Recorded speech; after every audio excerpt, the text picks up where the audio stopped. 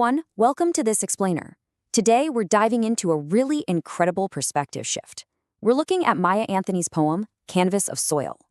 What I absolutely love about this piece is how it completely flips our view of those everyday, get your hands dirty chores. It takes something as grounded and literal as digging in the dirt and elevates it into something incredibly profound. So if you've ever looked at a patch of dirt and just seen, well, dirt, you're definitely going to want to stick around for this. Right off the bat, let's tackle this really intriguing question. Is a gardener just a worker, or are they an artist? This kind of sets the stage for our whole double-lens perspective on manual labor today.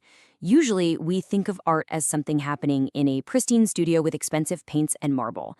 And we think of gardening as sweat, mud, and calluses. But what if those two worlds are actually the exact same thing? Listen to these opening lines for a second. Palette of earth, rich and deep, where dreams of gardeners seep. Just let that settle. It immediately plants the seed, pun fully intended, for the poem's core metaphor. We aren't just looking at the ground anymore. We're looking at a palette holding absolutely endless creative possibilities. All right, moving into part 1, gardening as an art form, or the canvas of soil. And this visual brilliantly captures that exact idea. Just imagine a vibrant watercolor palette sitting right next to a blooming backyard. That is the visual anchor for our entire explainer. It's asking us to see the striking similarities between mixing paint and mixing soil, and between planning out a traditional canvas versus planting a flower bed. To really pull this off, the poet leans heavily on what's called an extended metaphor. It's when you describe one thing as another to highlight a similarity. But the crucial word here is extended. She isn't just making a one-off comparison. The entire way through, from the very first line to the very last, she treats the act of gardening exactly like the process of painting a masterpiece. Let's move on to part 2, the painter's toolkit, where we'll unpack these metaphors. So if we contrast the literal elements of the dirt with their artistic counterparts, things get pretty fascinating. On the literal side of things, you've got soil and seeds. But metaphorically, that soil is the palette, and those seeds are the brushstrokes. It's like the earth is literally bursting with colorful potential, just waiting for the artist to make their move. Take this line, for example, brushstrokes of seeds planted true, awaiting spring's vibrant hue. I absolutely love this because planting seeds takes the exact same deliberate, step-by-step precision as a painter applying brushstrokes. You don't just chuck paint at a canvas and expect a masterpiece, right? And you don't just throw seeds at the ground either. It takes real, thoughtful intention. Next up is personification, which is really just a fancy way of saying we're giving human qualities to non-living things. Maya Anthony uses this perfectly to breathe life into the dirt itself, completely changing how we look at the ground beneath our feet. Think about the micro-narrative she's building here. The earth acts as a living canvas holding the dreams of gardeners. Remember that opening line where the dreams seep into the earth?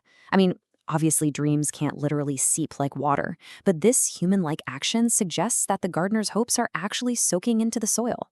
It treats the earth not like a dead, static object, but as a living, breathing partner in the creative process. Which brings us to part 3, bringing the canvas to life, when the garden finally blooms. This is where we get this incredible combination of visual beauty and action. She writes, "Blossoms bloom a painted sight, dancing in the morning light." And hey, there's that personification again. The flowers aren't just sitting there looking pretty, they are dancing. It adds so much life. The garden isn't a static painting stuck in some stuffy museum. It's a swaying, moving, living masterpiece. To really enhance that feeling of movement, the poet uses alliteration. That's when you repeat the same consonant sound at the beginning of nearby words for a musical effect. Catch that repeated "blossoms bloom"? Yeah, definitely not an accident. That alliteration creates this incredibly smooth, flowing rhythm that literally mimics the garden's natural, unhurried growth. It makes the poetry sound exactly as beautiful as the garden looks. Let's also break down the imagery for a second, because she is creating a fully multisensory experience here. We get visual imagery with shades of green, red, and blue. We get kinesthetic or movement-based imagery with the flowers dancing in the morning light. And then we even get tactile imagery, stuff we can physically feel, with the earth rich and deep. We're meant to see the colors, feel the movement, and touch the soil. It is totally immersive. And finally, part 4, the deeper life lessons, exploring patience, effort, and nature. This right here is the core theme of the whole piece. Beauty requires patience, effort, and cooperation with nature. True art, whether you're hunched over a canvas in a studio or kneeling in the dirt in your backyard, simply doesn't happen overnight. It demands serious human dedication paired with the slow, steady passage of time. As the poem wraps up, it says, "Each plot a canvas wide where arts and life coincide." I mean, how beautifully does that merge the two concepts we've been talking about? It blends this living, growing nature with the finished, calm balance of a painted artwork.